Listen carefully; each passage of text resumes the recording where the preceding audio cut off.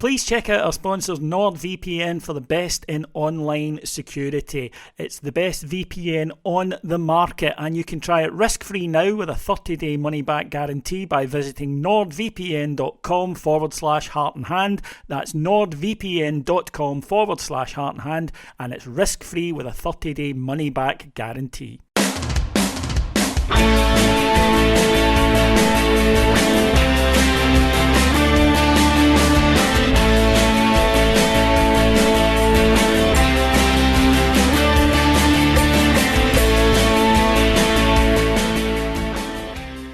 Hello everyone and welcome to Heart and Hand, the Rangers podcast. My name is David Edgar and as always I am your host, and I'm delighted this week to be able to roll out the red carpet for a man who for several years now has stood behind glass marked in emergency after painful defeat break, and I thought it was only right therefore to welcome him onto the show after a victory. It's been 5 years since I've been able to extend that invitation, but it's Martyn Ramsey. How are we, David? Good evening, listeners. Hope we're all well. Yeah, I think we're all a bit better now than we maybe were Wednesday morning, for example, after what has been a very bright few days for Rangers after, let's be honest, a fairly dark 6 weeks or so. I mean, it hasn't been a very pleasant season all in, but it really hit rock bottom during that period. But Rangers emerged with a new management team, and we're going to talk about them in a bit more detail today and the impact that they're having on the players. Now, Martyn, you were there yesterday. How was the return to Parkhead after a number of years? You were in the away end, and I believe you all had to be in the ground on Friday night. Yeah, the usual stuff. Breakfast at the game. That part of it was obviously nothing new. We've seen that in the sporadic visits that we've had in the last couple of years. I mean, I can let you into a secret. It's a hell of a lot better when you win. It's a hell of a lot better when you win so late on with an absolute scud of a goal. And those kind of moments are always special, even when we had the bigger allocation. Even back, I can remember the Terracing days. I mean, I don't know how many fans we'd have, 10, 12,000 maybe. So it's always special to win there in that manner. And yeah, everyone had a jolly time, I think. Well, good. Everyone that was there deserved it yesterday after following the team all over the place. And you and I do an EPL show on the Heart and Hand Patreon network, and we have this season had a lot of fun with Brentford because they decided they would win all their home games and never win away, and then they swapped halfway through the season to the same, and it appears Rangers have looked at that and done exactly the same thing, because after not being able to win away for love nor money, we have followed up 4 Ibrox defeats in a row, although technically I think Fenerbahce doesn't count as one, but with some truly excellent away form. Rugby Park, Tannadice, Tynecastle, and now Parkhead. I mean, these are difficult places to go, and Rangers have been going and racking up both goals and points, so fair play there. Let's get into it then, Martyn, for the pleasurable sensation of going through the game rather than digging through the rubble. No post-mortem. That exactly. No post-mortem this time. The patient is alive and feeling great. But I was interested, first of all, with the lineup. Now, you and I and Stevie Clifford from Four Lads, we bumped into Barry Ferguson after the press conferences on Thursday night, and obviously went over and congratulated them on the victory. And he said, I think you asked about Sunday, and he said, well, I might need you 3 to turn up with your boots, given what I've seen. But then he said to us, he went, "Now listen, lads, they'll no be tired. They're well looked after, they're professional players, and we'll be getting them told." And a number of the players did say that afterwards, that you're not tired. Now, it's difficult to talk about the current incumbent without talking about the previous one. And I don't want to sit here and make it into a kicking session at the previous manager, because we've done plenty on his reign and why it had to end over the weeks. But one of the things I think a lot of fans felt is that he reached for excuses quite a lot. And therefore, he almost broadcast to the players, here is an excuse. If you don't perform, you'll be able to say, well, as the manager said, we were tired or whatever. And that was contrasted this weekend with the manager removing that from... Now, they did tire. Obviously, tiredness is not affected by words in a press conference, but mentality is. And I think that what Ferguson very cleverly did with these players was take that away and say, okay, you might get beat, but I'm not going to let you then cling to but we wouldn't have played so poorly if it hadn't been for Thursday night. And I thought that was excellent, if you like, management of mentality, as obviously well as we'll talk about the tactical things. Yeah, I mean, there's definitely something in sport that you can, or a coach can, or the media can talk you into being more lethargic than you possibly could be. We've talked how often on this show, on various different shows, about how not just the previous manager, Davey, but players reach for excuses if they can. Underperforming teams are a dressing room full of players who are looking for excuses and who use them quite willingly. So there absolutely is something in that. I think I'm probably in the middle of this kind of general debate that I've seen kind of rage, some tongue in cheek, but some kind of genuine, that, sports science, red zones, it's just kind of woke nonsense. I mean, it's also a professional norm now, in, actual elite football, but absolutely can be used, can be abused, can be used as a shield, can be used just to hide behind deficiencies, excuses. I'd be wary of the approach at the kind of weekend that just tell him he's fit, which is effectively really how Ferguson managed that those few days after Fenerbahce, with a few who, if it was another game, probably wouldn't have played.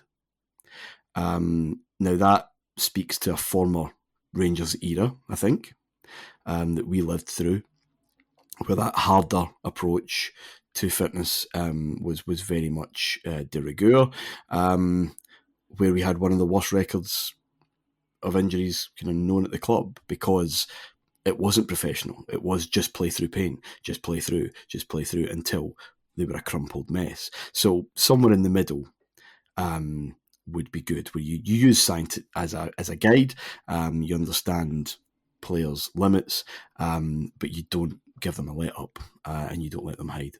Yeah, and I think he managed that really, really well. So he went with effectively the same team. One change and it was enforced. Ridvan Yilmaz coming in for Jefty. And I think that the idea, as we saw, was look, at some point the tank is likely to empty today. So go out and give me everything you have. Let's try and get the game won in the first half. And they damn near did, incidentally. I think we were a goal away from that being totally done at halftime yesterday.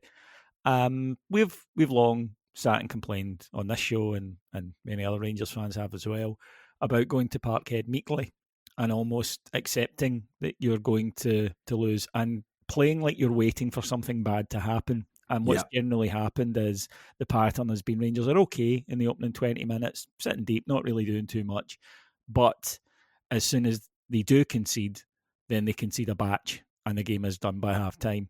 And Rangers, right from the off, noticeably right from the off, from kick-off, pinned Celtic back. And there was a stat on, I think it was on Sports Scene, that said that the opening 20 minutes, 83% of the match was played in Celtic's half. Now, that wasn't all attacking, obviously, Martin. That included Celtic playing it about at the back. But the reason that they were doing that was because Rangers' press was so effective that we nullified space. And then whenever they did get loose, Rangers seized on it. And I think you could see that Celtic were very uncomfortable and a touch surprised by this approach.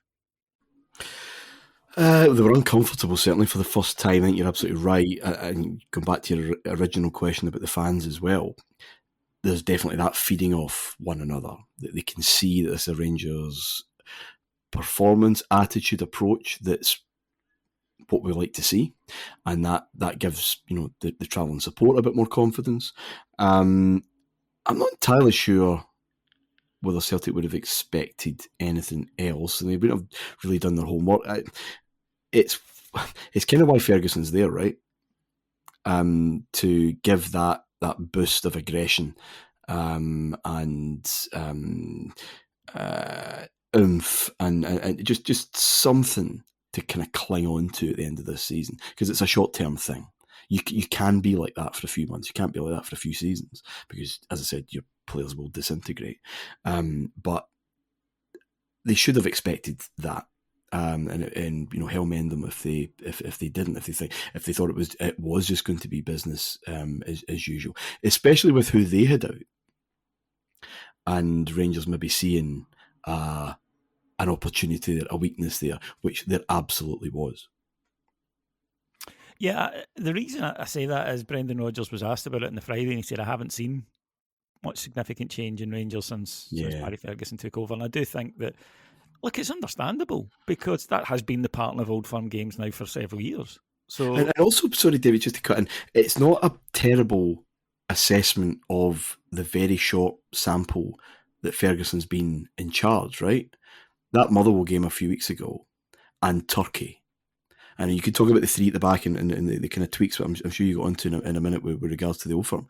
But those two performances are not out of the picture. They're not outliers over the last year, 2, even 3 years. That Rangers at home toiling against a kind of difficult, obstinate kind of team, and then finding that freedom with space away from home in Europe. Those we've seen those performances umpteen times.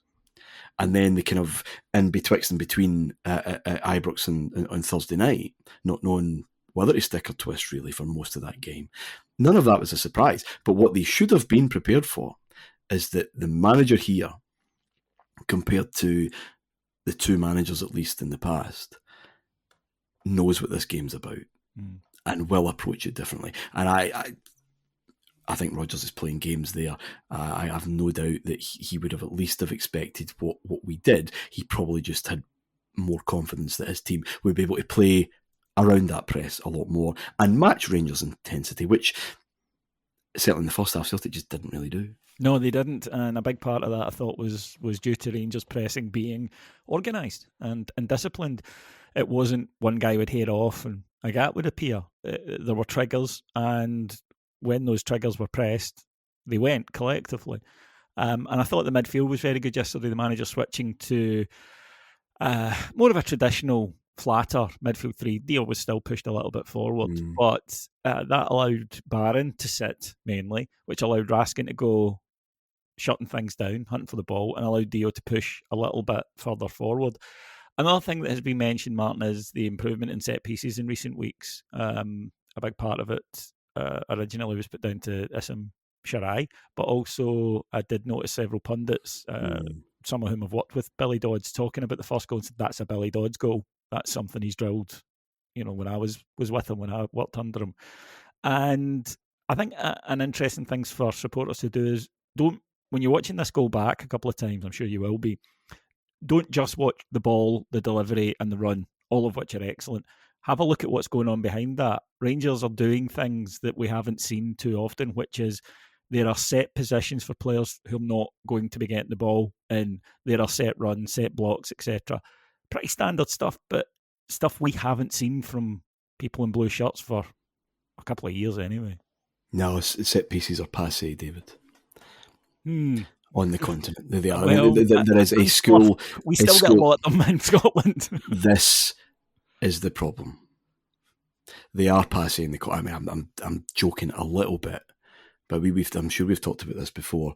We're going back 10 years or so, but when Germany won the World Cup in Brazil, Jogi Löw had to be basically forced by his coaching staff. Can we practice our set plays, because we're vulnerable, and also I think there's an opportunity here for us. He saw it as kind of being beneath the modern coach, who's far more fluid. But welcome to Scottish football, because it is a big part of what happens here. So yeah, there is a bit of back to basics there, and not for the first time, to be fair. Go back to the last Old Firm game, that the diminutive Raskin pops up with two brilliant headers. I think it's one of the biggest myths in football that you've got to be 6'4" to be good in the air.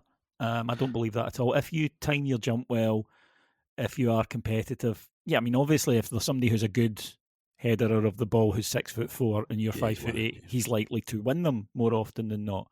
But I think a large part of that is a wee bit heightist if that's the word.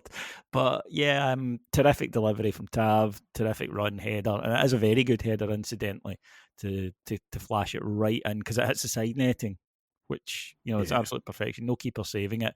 Um, made funnier actually on replays by Kasper Schmeichel doing the "it's going wide" thing, which he did a couple of times for goals, which was interesting.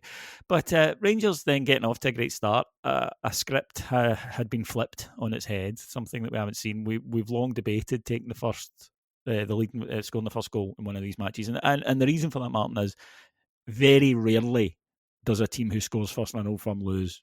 It's not unprecedented, but it's very rare. Like I think it's something It, like 5 times out of 150. yeah, and it doesn't happen there. Their No, record against us when we've scored first is appalling. Actually, because I think it doesn't let them tap into the yeah. stadium's going wild at the start, and Rangers quieted that crowd down Oh, right from the immediately. off. I can't remember off the top of my head when the last time that happened. Might have been when Ali scored. Remember his debut way back in fucking 1983 or whatever it was. Mm. But genuinely, if Rangers score first at Parkhead, we don't lose. On the flip side, I can't think of many occasions where we've conceded first, and gone on to win. But I'm sure someone could point that out. But you're absolutely right. I think there is a general Old Firm trope. Mm. But certainly accentuated there. And I think you've kind of nailed that. Their bluster yesterday about St Paddy's weekend and all the hoary old bullshit you can possibly think of. And it was silenced pretty quickly, and they never really got going, even in the second half when things looked to be going very, very differently. I've been at Parkhead when it has been very noisy. It has been going bongos. They never really caught it after we started the game, to be honest. Yeah, because I don't think they expected, their support certainly expected to see what they were witnessing. And Celtic's backline was a bit of a mess. It's not something that has happened often, but obviously they were without a couple of players. No sympathy there, as generally we usually are. But they were at sixes and sevens, and there were two incidents that helped spread the panic. The first one was a set piece. Leon Balogun gets a header, and Celtic should clear it fairly straightforwardly, but almost end up scoring an own goal and then knock it out for a corner when it could have been out for a throw, and you could see them looking at each other, followed up by Kasper Schmeichel's pass to Vasa Cherny, who should have scored, let's be honest here. That I think is tiredness, because as footballers, I think a lot of the time they'll tell you themselves, and if you watch press conference, when they talk about tiredness, it isn't in the legs so much. That might happen in the last 15, 20 of a game. It's more about mental tiredness, decision making. Václav Černý is usually much better in those circumstances. To me, that just looked like a guy having a brain fog. Yeah, I mean, given how he finished on Thursday, I was amazed to see him with his boots on, to be honest, on Sunday. So there's probably something in that. Also, maybe being a bit too harsh here, the angle of which he's received the ball and he's running, the angle he's got on Schmeichel, I don't think suits his preference, which is to chop back onto the left. No, and if he can't do too that, many options as well. You could see him going, should I shoot now? Should I take it this way? Should I do that? Should I cross? And I think he just confused himself, to be honest. Yeah, but when you're up there, I'm sure you will, and listeners watching at home were throwing things around, you've certainly felt up the other end that how many chances are we going to get here to get that kind of clear blue water. And it was some choice words being aired. And then Rangers scored an absolutely superb second. All the goals were brilliant yesterday, but it's a lovely team move. James Tavernier sees Nico Raskin making the run, and watch how far away, incidentally, Raskin is from where the pass ends up. This is an excellent spot, and playing it where the player is going to be rather than where the player is at. Raskin has a bit of a job on his hand, because he's got to flick it round, down, and slowly. And then you just see Mohamed Diamandi pop up there, late run. He's got all the space he needs. And I've watched this goal about 30 times, and every time I'm convinced, as I was on first showing, that he'd screwed it wide of the post. He had not, and it was 2-0. Yeah, decent view of that and watching the net bulge. This is a superb goal. I think Adam had said last night that just imagine Clement's heart rate at seeing Raskin and Diomande in the box at that stage of a game. It's so clever from Raskin, who just injury has clearly delayed his real start as a Rangers player, I think is probably fair to say. But it's come this year, yes. It certainly has. And you go back to what you mentioned before with Czerny, and a huge frustration of mine with just about every Rangers player in the squad, decision making. Always making the wrong choice. And that was just so instinctive and intelligent. And so was Dio's run to be there. In a lot of space, it must be said. You're absolutely right, but that Celtic defence didn't really know what they were doing. And I can kind of see what you mean now. I've watched it back on telly, but no, that was you'd a better view. I was celebrating that before it came in. Side on, from where we watching on the telly, I was like, he's put that back. No, he hasn't. And yes, it was an explosion of joy because this was unusual. This has been a while since we've done something like this. I believe it's the first time we've been two up there since the 80s. So, that puts 99. Two up at half time. Yeah, 99. Sorry, you're absolutely correct, yes. Of course, they handled it very well that day, the Celtic supporters were emotionally very, very mature. And we were to see that repeated later in this match, but we'll get to that in a minute. Half time comes, Rangers 2-0 up. And then, Martin, I felt there was almost a bit of an adrenaline dump from the side that they sat down and it was almost like they went, I think it's the old cliche, if the first half had gone on another 10 minutes, I think we would have been out of sight. But we had a miraculous clearance from Dujon Sterling to thank. I want to make mention of that because it's a terrific piece of defending. Following in, but then once he gets there, it's easier just to divert it into the net. To actually whip it away and round. It's absolutely stunning. I'm right behind that angle. That's in. Oh, it was in. And heart sink is a total heart sink moment. I can't remember the timing, but it wouldn't have been too far before half time. And you think, so similar to Fenerbahce, I guess, getting that goal back right before the interval was so good. And yeah, there's so much went on yesterday that probably not enough's made of that, to be honest. No, I think that's fair, but it was a stunning piece of defending. What wasn't, though, was 3 minutes into the second half, and as I say, the team came out and did suddenly begin to look quite leggy and did suddenly begin to look quite tired and weren't doing the things we were doing in the first half. The goal we conceded really poor. Jack Butland kicking the ball out under no pressure, incidentally, just right into centre midfield where it's picked up by Celtic. A few seconds later, they've worked it on the left. Cross comes in. Ridvan Yilmaz had a very good game yesterday, but I think he could have got closer and got a block on this one. And then when it comes in, you cannot concede this. There are two Rangers players there, Sterling and Tavernier, and Maeda comes from the back and wins it more. In those circumstances, you'll hear commentators say things like he just wanted it more, and it's hard to argue. He's going in, fixing it. One of them should have dealt with it. They should have everything that you feared at half-time has kind of come to fruition very early on. A, that they are a different level than they have been, which we expected. And that B, our tiredness is starting to show. It was always going to at some point. And again, it just reminded me of Thursday night. Oh my goodness, we've got this cushion. What do we do with that? Because we don't, with all the best respect in the world, we've talked about the lack of leadership on the field, and it's still a problem, regardless of a out of context late season Old Firm game that doesn't mean anything today. It meant everything yesterday, but it doesn't mean anything in the grander scheme of things, really. The leadership there to say, right, we're going to weather a storm for 10-15 minutes, but we're going to get to an hour still intact, and this is what we're going to do. This is where you're going to be. This is where you're going to be. And we just looked caught between two stools as we did on Thursday, and all the same fragility looked back again. Misplaced passes, panic, out of position. You also talk about the equaliser in a minute. But funnily enough, I thought when the equaliser did go in, that all of a sudden, I don't know, the pressure shackles again, this notion returning. We started passing with intent. We started looking dangerous again that we hadn't really in the second half until then, as if we're just kind of trying to hold on. We're not good at that.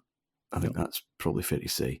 But once, all right, well, it's level, you know, what's the worst that can happen kind of thing. Yeah. And it was just like minute one again. That is a psychological issue that obviously that's not sustainable. We clearly need to address on the part with a genuine core to the team, but that's for a summer discussion, I think. Yeah, that's fair. What happened, as you say, was Celtic with it dominating. I don't think that they were raining shots, and they did have a couple of decent efforts, but it was literally two. And Rangers not offering much in attacking sense, looking a bit flustered, a wee bit tired, as you say. They're we were making mistakes in our passing, which was leading us to not getting out, which was bringing them on. But they weren't. Yeah. They weren't quite at their best, which is why the equaliser was such a disappointment. Now, there's no catastrophic defensive error here, but nor is it a bit of sublime quality. Like in the first half, Jota hits a shot from about 35 yards and it's dipping and swirling. If that goes in, fair enough. Right, it's a good effort, and you just go, that's a bit of quality that's done is there. This wasn't. This was a pretty standard pass and give and go move. Barron, who was otherwise very good, lets his man run off him. You only need to give good players a split second to tack. He sees it, takes it, and then puts the finish away. And the thing that disappointed me, Martyn, was we did not affect this goal at all. We were not in any way involved in this, and that really kind of annoyed me because, as I say, had it been a brilliant goal, a great bit of quality, fine, but it was a pretty standard give and go. Well, maybe I agree to disagree slightly. They're not tracking the runners, our old friend. Yeah. It's so indicative of Rangers' weakness, sloppiness, laziness at times. And we've seen it so often in places over the last few years. That's exactly what happened. I think if we score that, I think we're raving about it because we don't care about the defending. No, of course. I understand what you mean, right? And there's a simplicity. There is a simplicity to it, but I think we would be talking about that goal for quite a wee while if it was, the winner, for example. It was simple, and we've allowed it to be simple. I totally understand where you're coming from. But there's the timing of the runs, a nice finish, blah, blah, blah. Yeah, I just think that, as I say, if you get done with a sublime bit of quality, fair enough. But I was just disappointed that it was something that we know they're good at, and it is tracking runners, and it is a failure that we've done. And again, it's proof in matches against good sides. You've got to be on at 90 minutes. You can be on it for 89 minutes, 30. In that 30 seconds, they've got the quality to punish you. At that point, I think most people felt they'd go in and win the match. Rodgers referred to it afterwards, and I think you heard it from the commentary team, and I think in our heart of hearts, Rangers fans, given the season we've had, probably thought that as well. But no, as you mentioned there, suddenly Rangers went, right, okay, I don't know, runners high, second wind, whatever you want to call it. Rangers got it, and then immediately made a chance for Dessers and Barron that we didn't make the most of. But suddenly the passes were finding each other, and I had been worried when it went to 2 each that Rangers would basically park, just drop deeper and deeper and deeper, as is human nature, incidentally. You see it in most games that you watch, a team will do it. I saw it yesterday, Newcastle in the cup final, because nerves kick in and you drop deeper than you should be and don't do what you've been doing. Rangers didn't do that. Rangers actually did the opposite, came out and started playing. Whereas I did feel that Celtic kind of went, right, that's done. Everything will just fall into place from here. Almost like they had set themselves the goal of getting back to 2 each. Once they'd done it, they wanted to take 10 minutes off, and in that 10 minutes, they lost the match. That's an interesting point. That whether they felt they needed a breather, I'm not entirely sure. I think did they just assume it would happen? I think so. I think everyone did.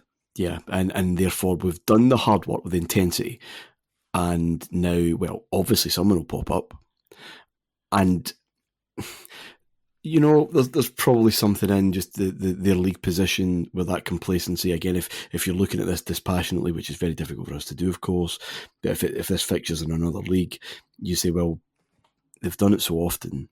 The Old Firm script seems fairly set at the moment.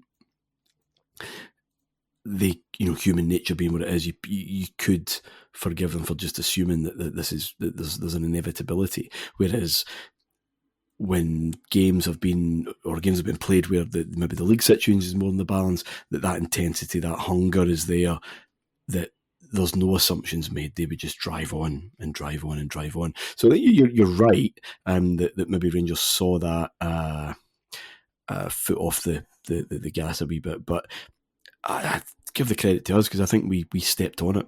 Definitely, no, we caused it. Yeah. Yeah, no, I 100% agree with that. And Rangers did come forward. Then the goal when it came, a goal that I've seen us concede a few times, which is not dealing with a high ball, just a straight high ball down the middle.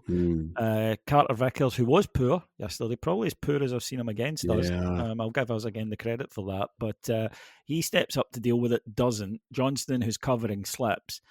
Hamza still has a fair bit to do, right enough. He's very good at taking a ball at the sky, which he does, then turns in. And people say he got a break of the ball. I don't think that is a break of the ball so much as that sort of chaos. Morelos was good at that. I'm going to force us through this gap. He's not a glider, Hamza Gaman, that type of player. He's more of a kind of, I'm going to use physical force and get through you. But he gets through it, and then beautiful instep outside of the boot, lashed but controlled, spinning away from the goalkeeper, top corner. You must have had some view of this, my man. Oh, God. The break of the ball. Scott Nisbet got a break of the ball, right? Yes, exactly. No. And it's you as a fan, you are watching that in slow motion. Can he get it away? Can he get a shot away? Because it is bobbling about. No one seems completely in control. And then there is no fanning about. There is no kind of check onto my left, can I then check back onto my right? Can everyone just get out of the way so I get a free shot at goal? Like maybe other opportunities have been missed because of that kind of thought process. It was just scudded. And this is what I think I said online or whatever. It doesn't mean anything today, right? We're all sober, cold reality today. The league situation is what it is, but it meant everything in that moment to those who were there, because that kind of thing hasn't happened. And trust me, those watching on TV, I'm sure, but we know the difference. To be there for that kind of thing, even last minute Old Firm winners. I mean, I talk last minute, 87, 88 onwards, whatever. I mean, how many have there been in this century? Edu, Lovenkrands, Wee Rod. I mean, it's not that is it's an incredible rush. Oh yeah. I mean, it really is. Yeah. When I'm at home, I don't tend to celebrate goals like I do when I'm there. I did that one. And I was delighted for Hamza because he's had a dip in form, no doubt about that. Young players tend to in their first season, and it is, to all intents and purposes, his first season. But he's got talent, and you can't keep that down. And if you nurture it correctly, he's been left out the side because he hasn't been performing well. But then step back up in a big moment, clutch moment, as I believe the kids call it. Delivered the winner. And then I have to say, Martyn, I thought Rangers' game management from there on was pretty good. Celtic did have a good chance in the last seconds through Johnston, but he skies that. But Rangers, we kept the ball in those final few minutes. Yeah, I mean, I'm not the calmest person in the game, as you know. No, you're not. But I felt that was it. The 5 on the board didn't worry me too much. I just felt that was a moment that's a blow. I mean, that is an absolute blow. And nah, I fancied us to, even we couldn't throw that one away. It was just that's the moment, and that's the script. That's it. It was his day, and there was some controversy. There weren't any controversial incidents on the field, and I've watched the game back. There are none. Okay, nobody should have had a penalty. There were no VAR interventions that weren't done. The referee didn't make any absolute howlers for both sides. There are free kicks I would have wanted. There are free kicks I don't think should have been given. I'm pretty sure if you were watching it from the other side, you'd say the same. But there were no big, huge, match deciding or even particularly match affecting errors in that match yesterday. To be fair to Celtic, they were without Callum McGregor, and I don't think that Engels refereed the game as well as he would normally. Yeah. So that maybe affected that. But Rangers score, and was delighted to see the whole bench and players running down to celebrate because it was a big moment for us. Václav Černý going to the away support, or the home support away to us, obviously, and splashing them with water from his water bottle. My favourite one so far that I've seen online is a Celtic fan saying there could have been anything in that water bottle. There's a clue in the name, mate. Very rarely have I, in my time watching football, known footballers, for example, to drink petrol and then use that, in the effect of a goal. Keep a box of matches on them. He could have had a gun. He could have had a gun. How often have you seen a player substituted late in the game and the manager says, "Well done, son.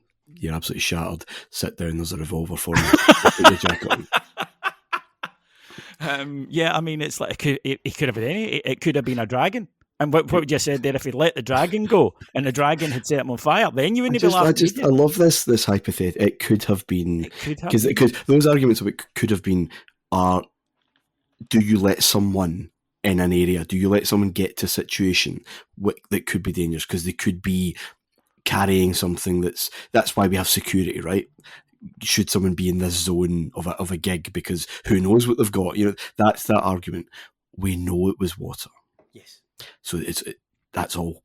So we stop. You don't have to. I mean, they have, I think, got the police involved because of course, because of noise and because of pressure, and it's all part of the same pantomime bullshit. And their lackeys are already lapping that up, and that's just how it is. It's because they lost. Let's be honest. Of course, but it was objectively funny.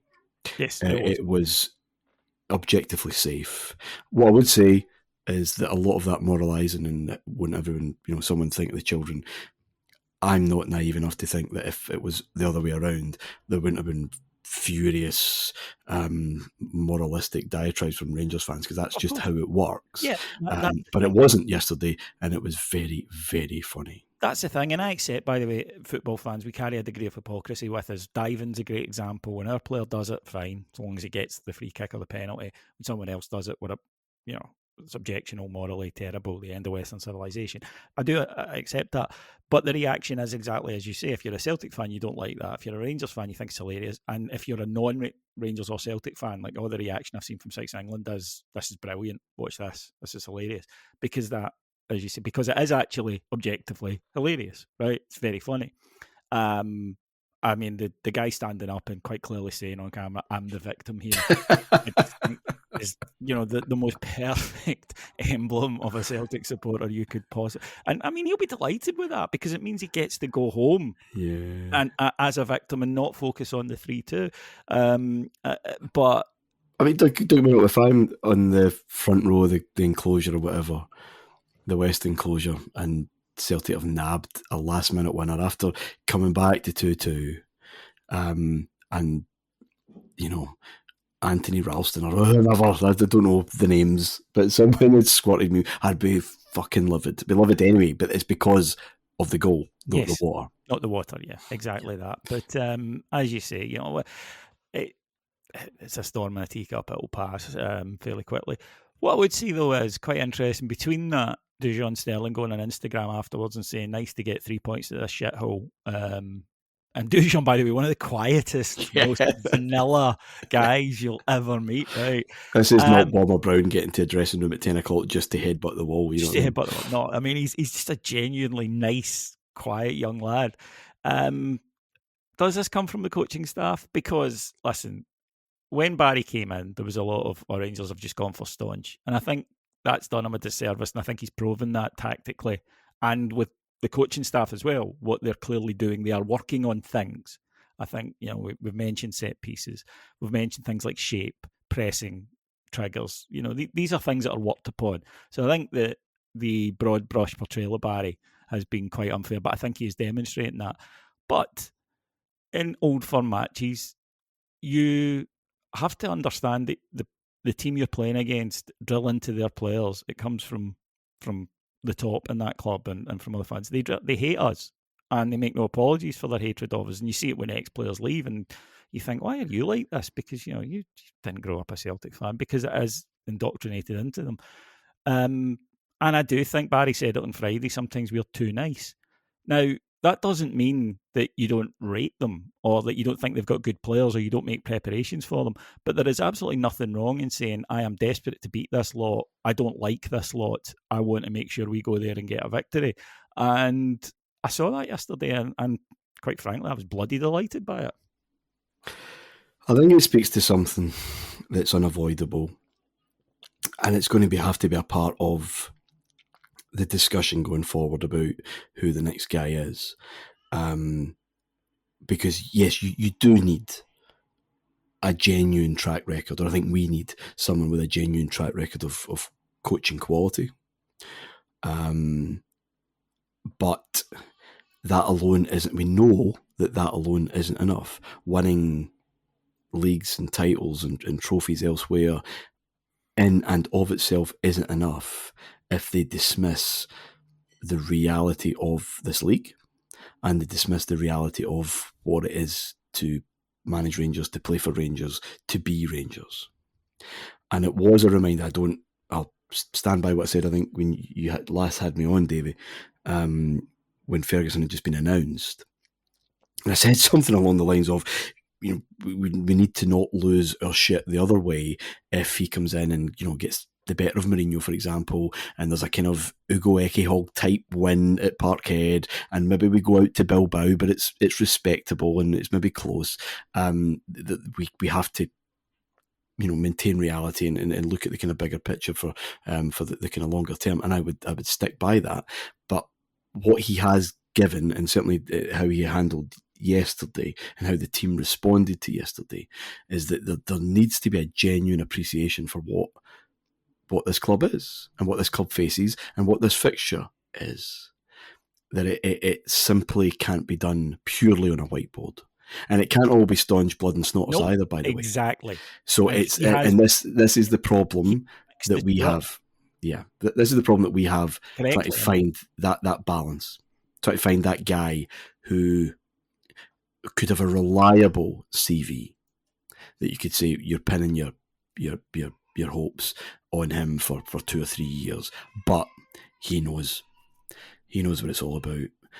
He understands, and that doesn't mean he's been here, because I think part of the problem we've had with Clement, for example, Gio should have maybe known better, but Clement, there was a kind of dismissal, really, all this circus, and I can understand why. If you're coming in from the outside, it's a fucking lot of nonsense. This is about football. It's about football. Football theory wins, and I'll just do my job as I've always done it.